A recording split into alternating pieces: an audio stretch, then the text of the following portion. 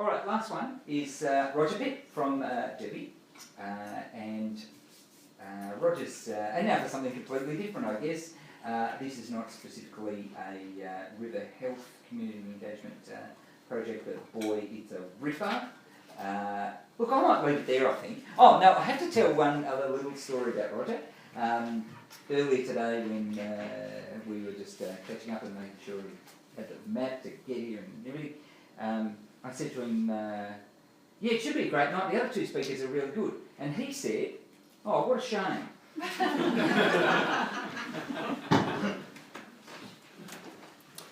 Thanks, Les. Actually, that catch-up meeting that we had this morning was when he asked me to come along. But he was pretty confident that I would do so and say yes, because after all, when he was actually having a gig with his little band, I actually came along to that, so he was pretty sure I'd come along to this. You owed me. Yes. Oh, sorry. Which computer are we working from over here? He's hidden my story. Yeah, what have I done here?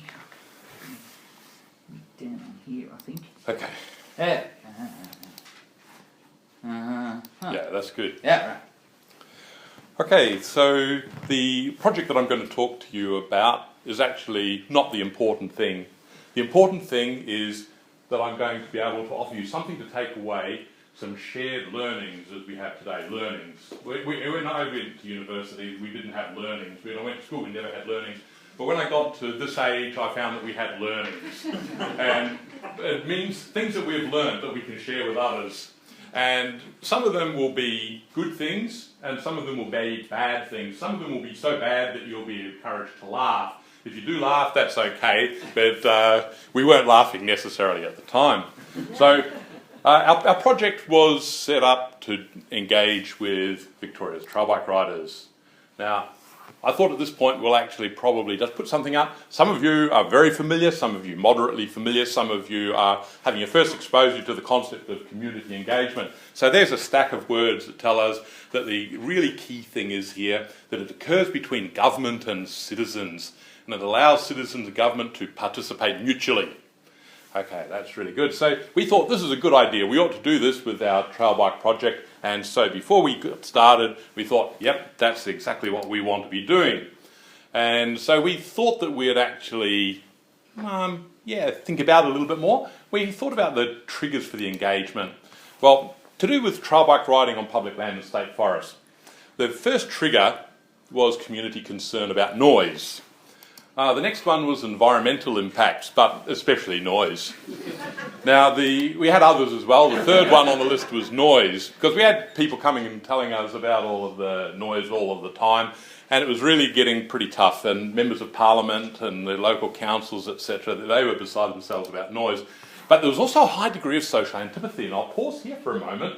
What we actually found is that a lot of the anguish that people experienced when there were people riding motorcycles was not necessarily anything to do with the motorcycle at all. It was the fact that the people who rode the motorcycles were scary people. It's the kind of feeling that people have when they see a whole stack of 20 Harley Davidsons outside a country pub.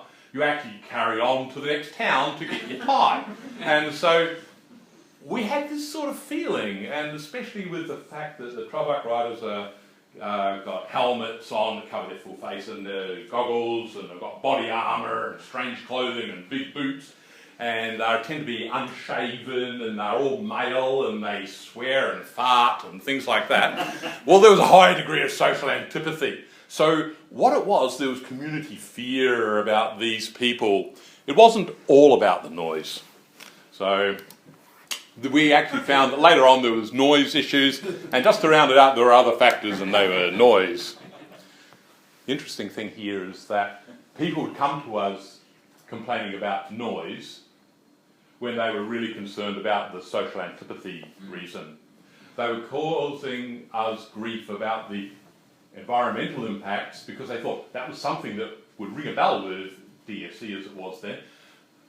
But really they were concerned about noise and social antipathy, but they labelled and bundled it up with environmental concerns because they thought that's the one that will allow me to, drive and push my barrow. Whereas if I just go and talk about the fact that these people are unshaven and fart and swear and etc., or that their motorbikes are noisy, no one will take notice of me. But I'll talk to them about these environmental impacts, which are very real, but I don't think they were really necessarily concerned about that as high a priority as what they were indicating. Anyway, we knew that we had to do something, and we knew that because our masters and the politicians told us that we needed to do something. How did this all come about? Oh, that's true. It's true. Well, the context of this was a period in the early 2000s of rapidly expanding incomes, cheaper bikes, more available. More and more people thought that they would get off-road motorcycles to go riding. So we had, in a period of 8 years, we had an increase of more than 100% in the number of off-road motorcycles sold into the Victorian market. And you'll actually find that when they sell a lot more people ride them, and you'll see them, they're more visible, more people riding more frequently, and that's what was happening. And so, yeah, they weren't necessarily doing anything more wicked.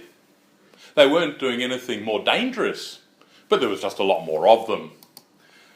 Then we had the issue of expanding residential developments. We had residential encroachment becoming closer and closer to the forest, closer and closer to the places where the people had ridden their motorcycles for the past 30 or 40 years.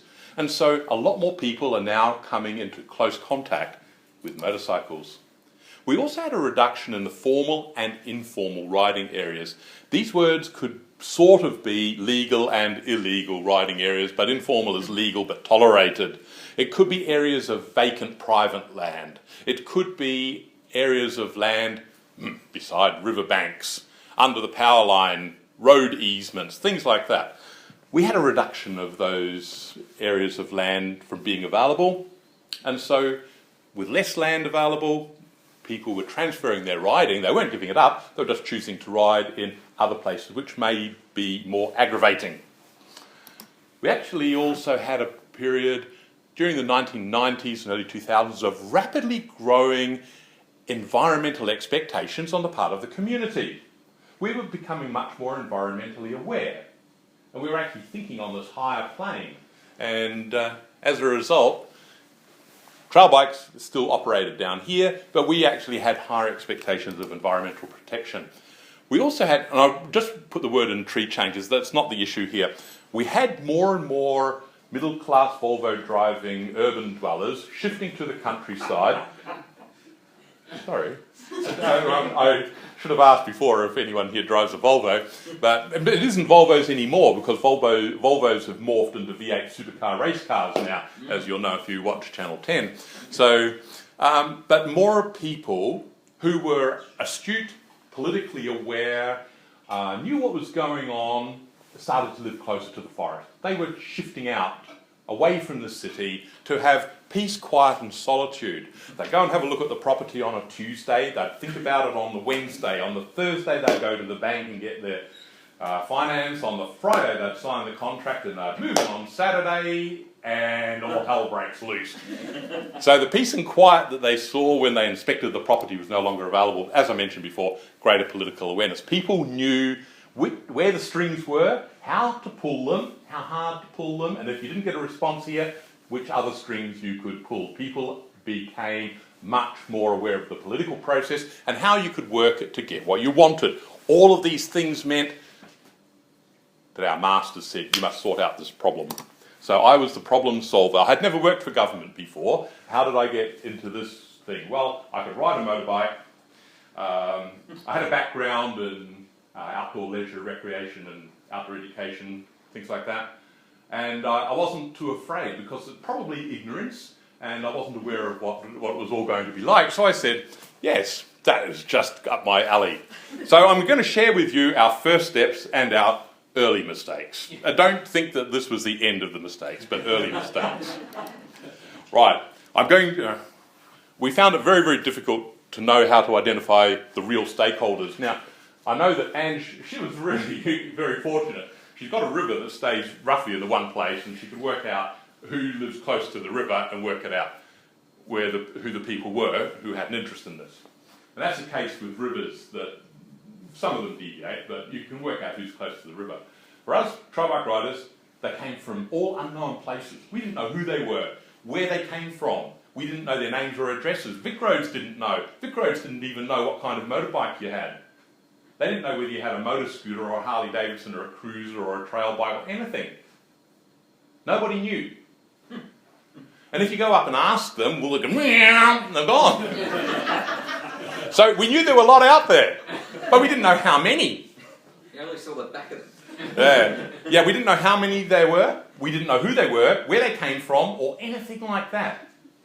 And so we had a real problem trying to identify, well, who are our stakeholders going to be? So that was one of our first problems. And we had this thought that most of the trail bike riders were unregistered and unlicensed young folks. But when they took their helmet off, and the statistics later on showed it, we found most of them are between 30 and 39, and the next age group up is 40 to 49. So we're not talking about teenagers, young folks, or hooligans and stuff like that. We're talking about family man with a Toyota Hilux dual cab who lives in Bayswater and has got 3 kids and the local primary school and stuff like that. Holds down a job, enjoys life, likes to go out with his mates and ride his trail bike. So anyway, what we thought we'd do, this sounded really good. Well, we'll go out and have some regional public meetings. We didn't know if it was going to be successful or not, but we were looking forward to it because we were pretty sure it was going to be successful because we had 500 people sign up and say they'd come. Bless me, more came than what we had expected. We thought, wow, this is absolutely fantastic, until we got to the first one. Now, the first one and the first 2, actually, we did have some learnings from. The learnings were that we should have actually showed the slide that Les had at the beginning, well, no hitting. Because we found that there were some conflict situations that we had underestimated. I use the word underestimated, but I should say that we were completely unaware of, ignorant of. So it wasn't quite as good as what the real big numbers would have indicated because of the fact that we were entering an existing battle completely unprepared. Apparently there had been an attritional war between trail bike riders and local residents and all these people in some locations that had gone on for a generation. And it was a bit like, you know, some of the stuff that you see in the battle, but we actually had bought into local conflicts that we hadn't understood. All right, that was really the essence of it. That's the takeaway message. We were entering a conflict situation that we didn't understand and were not prepared for. We actually found that there were entrenched attitudes, and the attitudes were very entrenched on both sides. When we actually came to these meetings, we actually found that we were stepping into a fairly confrontational setting because everyone participating was so desperate to ensure that they didn't lose what they held precious. So on the one hand, we had trail bike riders who had a legitimate right to go trail riding in state forests, who felt that if they didn't actually defend their position vociferously, and perhaps not all that sophisticatedly, in not such a sophisticated way, they were going to be disenfranchised. They were going to be shafted. And on the other side, we had local residents and militant greenies, and we had middle class, those tree changers who turned up in their Volvos. It was really a perfect setting for a perfect storm. So anyway, a couple of the early meetings were very problematic, but we were very fortunate because by some complete accident, one of the stakeholder representatives that we had asked to come along was the police. And so we actually, the police were actually utilised in 2 of the meetings to separate some of the warring factions. We were very grateful. We hadn't invited them for that reason, but we were very grateful. So that was one of the other learnings that I would share with you. That it was one of those serendipitous moments that we realised that was really good having the police there, wasn't it? So the entrenched attitudes is something that we weren't very good at knowing what we were going to do there. I mentioned about the confrontational atmosphere, and that was really because we had too many people in a fairly unstructured and unpeaceful manner who were going to try to fight tooth and nail to protect what they held very precious. And to be quite honest, we weren't really ready for that. However, all of this did confirm that there was a problem. So we knew that there was a problem, and we were the folks to try and fix it. Now, as a result of all of those 6 community meetings, we were able to prepare a document like this, the Trail Bike Project Options Paper. Some of the options were quite logical. And, my machine's gone, but I didn't mean to let you know that, so yeah. Okay, so we actually prepared this, and as a result of that, that's what made the government decide that we should have some money, because we'd been able to successfully mount a case about how bad the problem was, and really it all came out of those 6 meetings. We actually realised how entrenched it was. Anyway, we thought we'd go away and try and get a better understanding of what would happen. So while we first had this money coming along, I will show you some illustrations of what we found. This is one. These are little images that I've selected from my archive of 1,000 or more. The great majority of which have been offered to me unintentionally by trail bike riders who actually document their rides and show it for all, and I'm one of the all. But I've only selected the ones that relate to rivers. So there seems to be a really strange fascination. It's the very same fascination that kids have to jump in puddles, is to ride your motorbike in a river or something. So just very quickly I'll scan through a few here. Now if you thought you knew about ruts, this is a rut.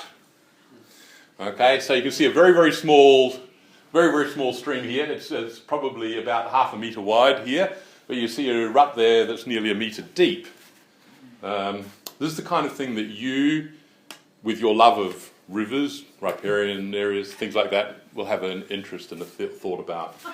So it's probably not a very sustainable way to go trail bike riding. Another kind of thing that happens. So where does all this mud, sludge, sediment and crap go? Yes, we know it goes down, carries the flow, rains into the river. There we go. There's nothing quite so much fun as simply messing about on your motorbike in a riverbed, playing among the rocks.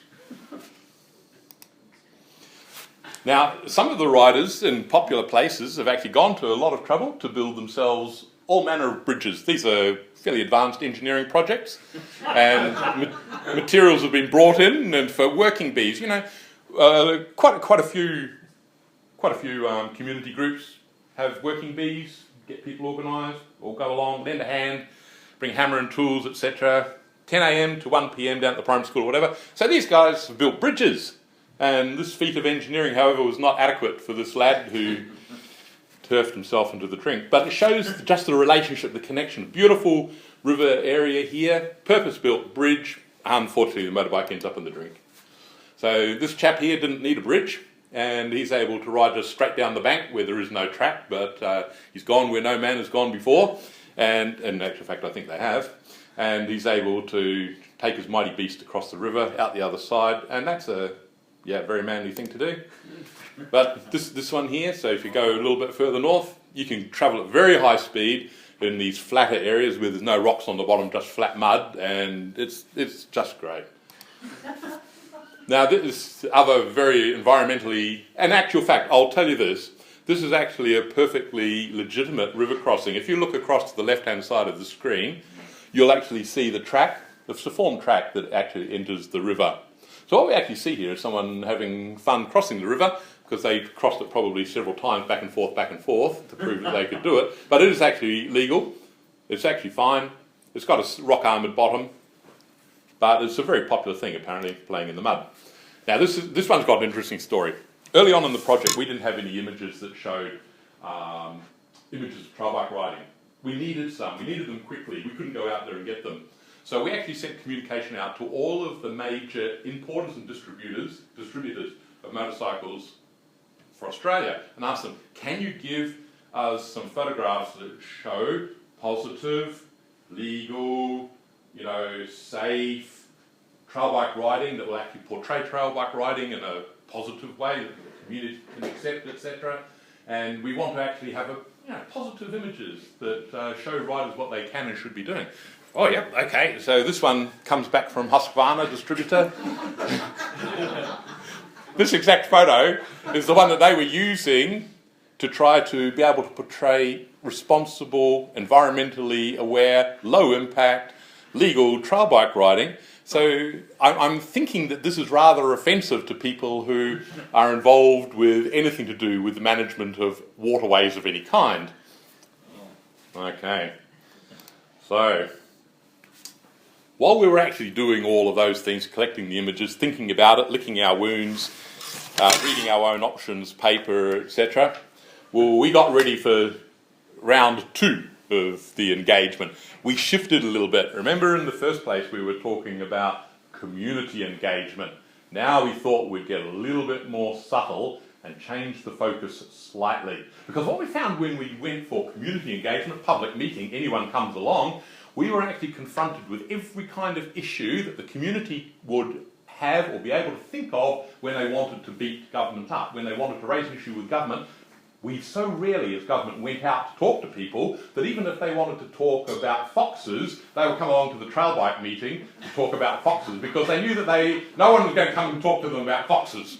So what we found is that we were actually having a very, very broad-ranging discussion in the country hall, and that even after we'd run out of food and done all of the butcher's paper and stuff like that, and people had all had their chance to speak, if you're in a meeting with, on average, 85 people, you probably don't get all that much of an opportunity to talk. And you've actually travelled there, you've got something on your chest that's burning to say, you don't just want to talk to the people around your table at your butcher's paper, you actually want everyone to hear it. You want everyone to know. And so we actually found that there was a little bit of an issue there. So we tried to get a little bit more sophisticated here, and we moved on to a bit more stakeholder engagement. So we actually started to think that the essential difference here that we wanted to target or raise the level of engagement with those people who had the capacity to influence your outcomes and had a particular interest in your activities.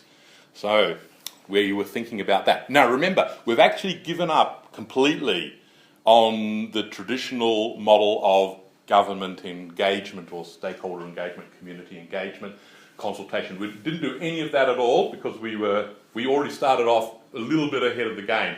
So we call that the 3D model. Now 3D means decide, deliver, defend. And that's the way you'd normally run your consultation. But we didn't do any of that. So here we are, round 2, stakeholder engagement. Things are looking better. We're feeling a bit more happy. Mention of the IAP2 spectrum, participation spectrum. Really helpful. This one actually made a lot of sense to us. So there's 5 levels. The first level, inform, providing balanced information. Consult, obtain feedback. Usually for government, this represents about the extent of what community consultation or engagement is. Obtaining feedback, and then you go away and do everything else behind closed doors. You can get a little bit more adventurous and take a little bit more risk if you go to stage 3. Involve, you work with the community. Okay, you can see the subtle difference here. We actually decided that we were going to be working mostly at about level 3. Involve, work with the community. A little bit of collaborate. In some elements of the work, some dimensions, we could go to collaborate, which is partnered decision making. You can see that the risk for government is getting greater and greater as you give the community or the public more of an opportunity to have their voices not just heard, but to do something with it. I will say this, we never got to the point of level 5, and we were scared to do that because we are government, because level 5 is empower, and that is where the public make the final decisions. And it's very, very rare within community engagement and stakeholder engagement for us to be willing to go to that 5th stage. Very rare, because we're actually managing and administering public funds. We're accountable for those public funds. We're also accountable and responsible for delivering government policy.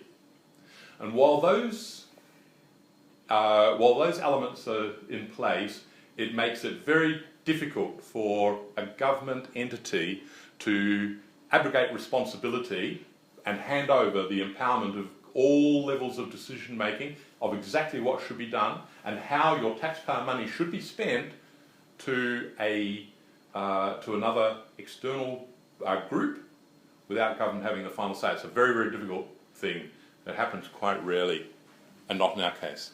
So we actually operated, in most cases, at the third one involving a little bit of 4. But these are actually really helpful themes, and the International Association of Public Participation has got fantastic opportunities there. Lots of guidance for people who wish to be involved or have to be involved with any part of community engagement and not really sure if you haven't done so before. This is a fantastic place to get some simple help.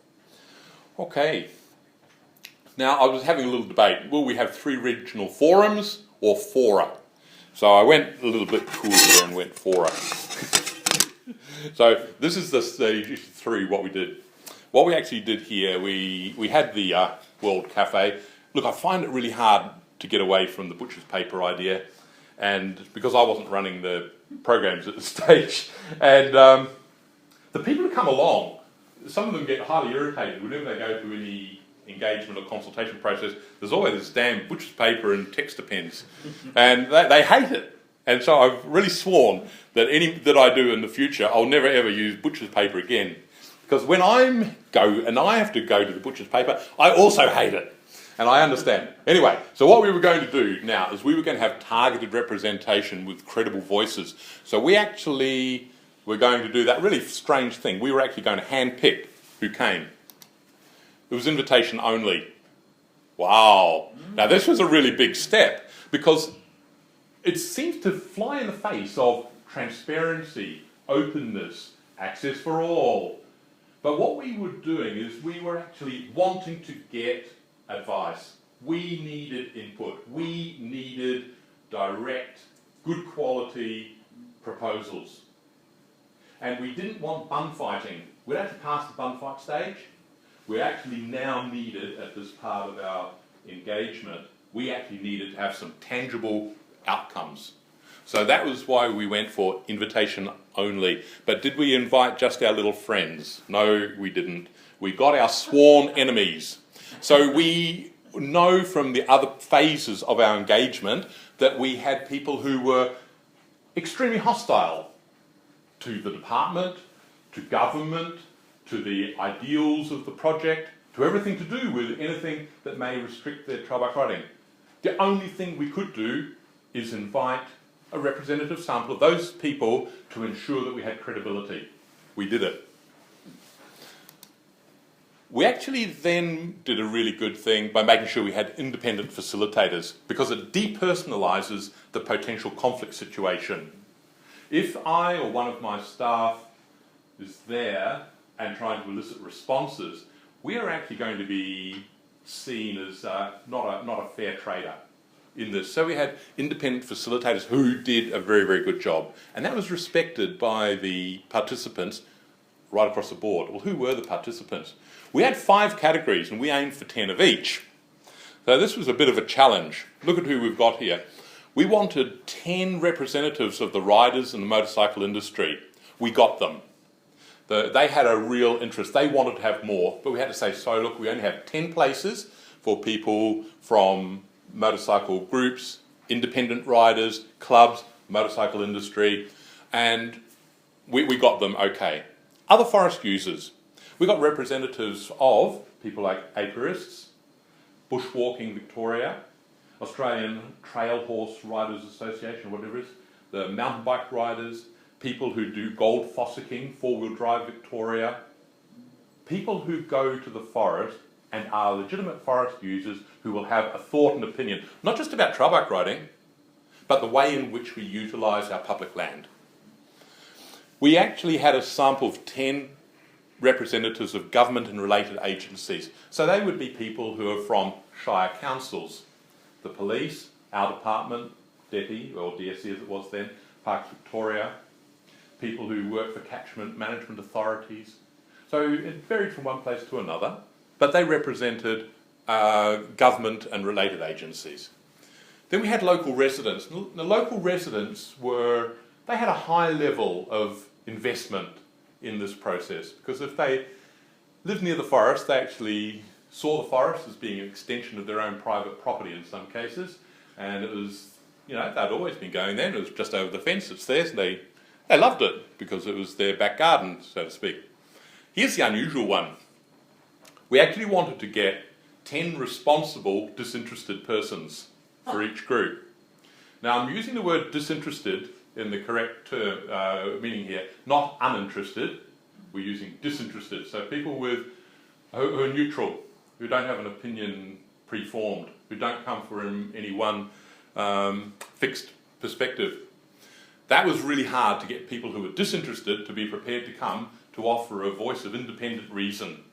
We got some, but it was very difficult. One of our staff was actually turfed out of a regional shopping mall because he was trying to get disinterested people within the shopping mall, and I'm not sure if they thought that he was selling electricity plans, phone plans, or it was a Jehovah's Witness, or I don't know what. But anyway, he got boosted out. We struggled on getting disinterested people. Eventually we got some from some school boards or parent-teacher associations, from Lions and Rotary clubs. We got a couple of young teenagers come along who were from the school council, because it was part of their civic involvement as a member of the school council. It was challenging to get people who would be prepared to come out in the evening who were disinterested. Anyway, we did it, but we didn't get 10 in each case. That was a tough one. Now, we actually made a promise to everyone, and we learnt about making promises from what had happened before. So the first promise was that every issue would be recorded, and we did that. And this is the report just from one of them. Now, I haven't been so rough as to make up a PowerPoint of this and say, I know you can't see it all, but anyway, so there's multiple pages of this where every issue, no matter how good, bad or indifferent, they were all recorded, they were all captured, they were all there. There was nobody's issue that failed to make the sheet, even if you thought it was silly. It's there. The second part of the commitment or promise was that every issue would be addressed. We, as a department, would not ignore or walk away from any of the issues that have been raised. The initial response to every issue was to be made available to every attendant or attendee within 4 weeks. So this big sheet here went out in 4 weeks. What are the different colours? The different colours represent what band the issues would come into. So this one here was issues related to enforcement. These ones here, issues related to education. This one here, issues related to having designated areas for trail bike riding. This one here is issues relating to environmental impacts and damage. This one here is blue, issues relating to noise. So everything there was fitted in somewhere. I've got one about signage, code of conduct, etc. So they're all allocated to colour.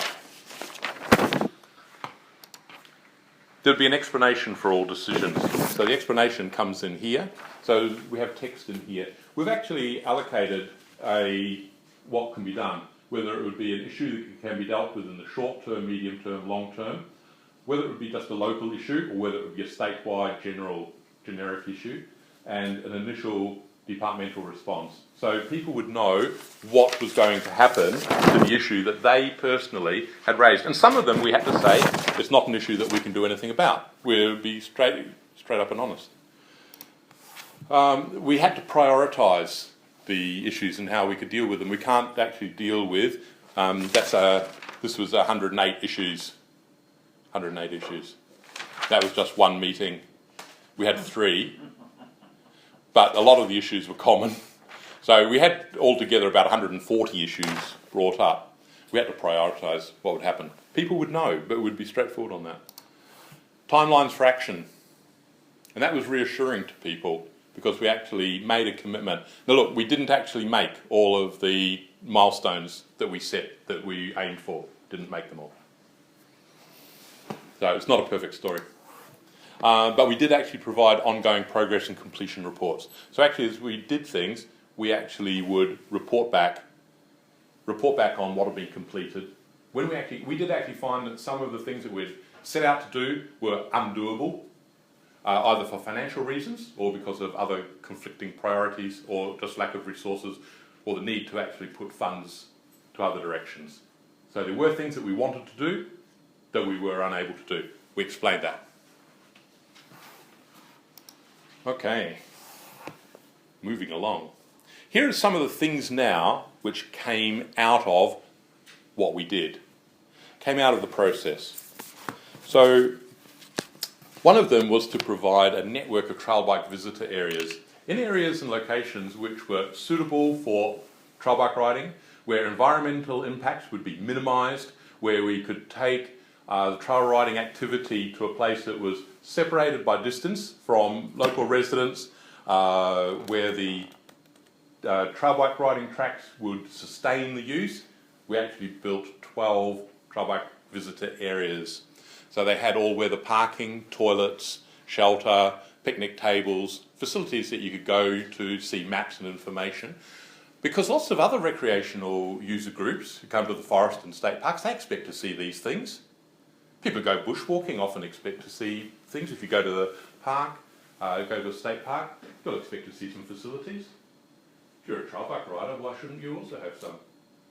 So we actually made an effort to provide facilities, because in some state forests, trail bike riding is actually the most popular single recreational activity in that forest. It's more popular than any other leisure pursuit. There's more people going there to go trail bike riding than to do anything else. So why shouldn't we actually give them the benefits that other recreation users have? Another image, we actually see there's a kind of shelter there, but it serves as a meeting point. There's information panel where the rider is looking over on the wall. It serves also as a good communication hub for us. We can actually go there and we can disseminate messages more easily. We can provide information. We also did a lot of noise emission testing. In a period of 4 years, we conducted in excess of 3,500 motorcycle noise emission tests. The interesting thing is that about 95% of them comply with the legislation as it is currently framed. And that's because of a bit of a loophole in the legislation, not to say that the bucks are quiet, but the legislation is flawed, and yeah, no one wants to fix that. Anyway, lots of noise testing. We talk to riders, regardless of what the number is, of the need to actually respect others by keeping the noise down.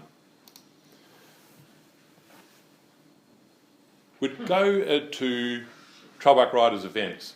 So that's one of the things that I do. I actually, in Victoria, we have about 8 or 9 large trail bike rallies. These are recreational, leisure, social rides, are non-competitive, for licensed riders on registered motorcycles, riding on the formed roads and vehicle tracks, organised by clubs for others. And they will attract between 200 and maybe in years past 800 riders.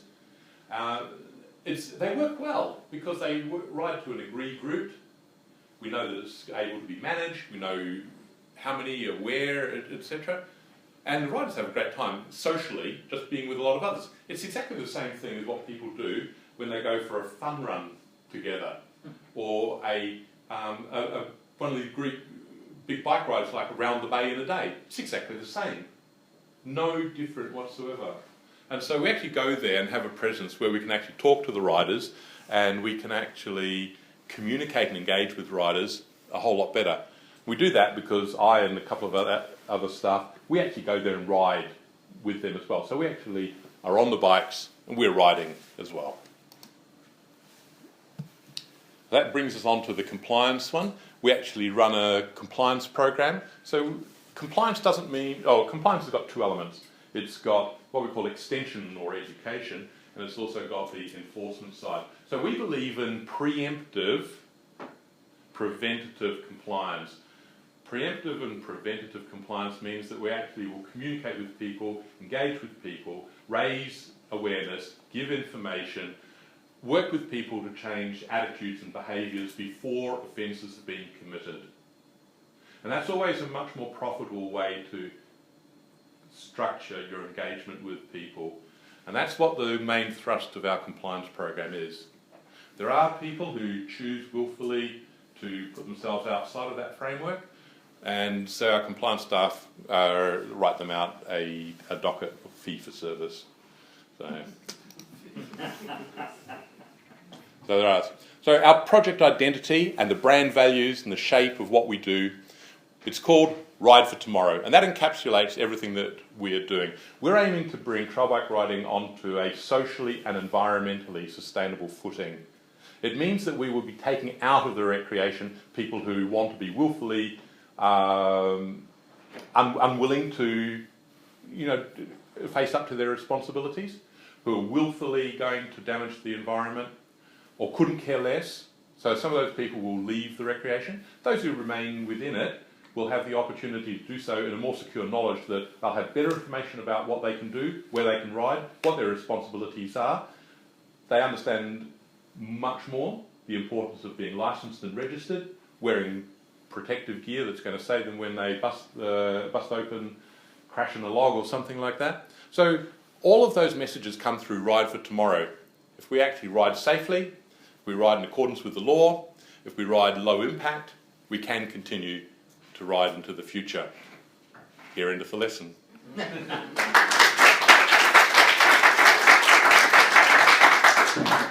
already sat down before we got... Right, so we've run a little over time, well, a lot over time, let's be quite frank about that. The cleaners will be in any moment, but we do have a small amount of time for questions. We probably won't put you up the front for grilling and a bit of a forum. So for those who'd like to pop the question right now, right here. You're not allowed to... Oh, right, okay, hold on. I'm interested in that idea of having disinterested people at your fora. I think that's fantastic. And did you explore the idea of incentivising it? Like giving... If you think about all those other people you invited, they all had an incentive for going. Did you consider giving the others an incentive? Just like market researchers pay you to go and for you. At this stage of the process, they were given an expense allowance. Yes. So that's how it was structured, an expense allowance. That is like food travel expenses. Right. Which was generous, given someone had to travel 4 minutes. Other questions? So they started off as an uncohesive, sort of unreachable group, and they finished up being totally combined and well organised. I'm sure you're not trying to put words into my mouth. That is one of the issues, though, with trail bike riders, because it's not a structured recreational activity. They're not all members of clubs or association, very difficult to communicate with. And the largest rider organisation for trail bike riding has got only about 260 members, and we believe that there's about 50,000 out there. So it was very hard to do that. No, they're not all compliant. There's still a lot of people doing what they shouldn't do. The numbers come down. The frequency has become less. The extent of the impacts has been reduced, and the most irresponsible have been removed or are progressively being removed from the recreation. They've moved on to other things. So we haven't got a perfect outcome, and that's why I've still got a job. It's not an easy one. So but that's your strategy, to get a group, self-regulating group. Yeah. Look, self-regulation is going to be better than us regulating. We can't be everywhere because it's so dispersed and so difficult to monitor and track that really responsible riders self-regulating and providing, having a word with others who are really being stupid is probably better in the long run. But it is a challenge, and we don't have a success. If I'd been completely successful, I would have told you. Did you try and combine forces with the bike sellers? Pardon? Did you try and combine forces with the bike sellers when you did the project? Look, he's talking about the police special solo unit who have police officers who ride on trail bikes. They particularly are enforcing licence and registration legislation. I think you were asking about bike sellers. Bike sellers. The bike sellers! I thought you said bike solos. The bike sellers. Okay. Yeah. Look, the bike sellers, the industry, they were reasonably interested because they thought that it would help to preserve their market. and they gave us some in-kind support and some moral support. But it's not in their best interest to have any action taken which may reduce the number of sales of bikes. So they're quite happy to sell bikes to responsible and irresponsible, licensed aged and unlicensed, whatever. And truly, responsible riding is not their number one objective. It's selling the bike and the finance that goes with it. So they have some level of interest, but not a high level of commitment. Yeah. Do you think that could be corporate social responsibility thing from their end? I think that the dollars, the formula with the dollars, probably mean that it's not the most likely thing. You only need to witness the kind of advertising that you'll see for motor vehicles, off-road, four-wheel drive, trail bike, kind of advertising there indicates where they put their investment. Roger, could I ask you, you've heard Angela's talking to the owners, but have you got any suggestions for the river management industry from your experience? Wow. It's so different from all the things that I've been doing where you know where the people are and you know where your river is. Well, there's plenty of criminals. Yeah. I should take that one on notice. On spur of the moment, the answers are often the worst. So I'd like to think about that one. The suggestion from a professor at Melbourne University that there are criminals involved in river health will be deleted from the recording. No, it's a good question. I don't have a good answer on the spur of the moment while the recorder's going. All right, folks, we might wrap it up there at exactly 8:30. I'd like to thank very much our presenters who will be incentivised for their presence. In just a few moments, we'll invite them up to the gift shop. Our next event. Yeah, I just wanted to thank you all for coming along tonight, all our presenters, and Les for emceeing this.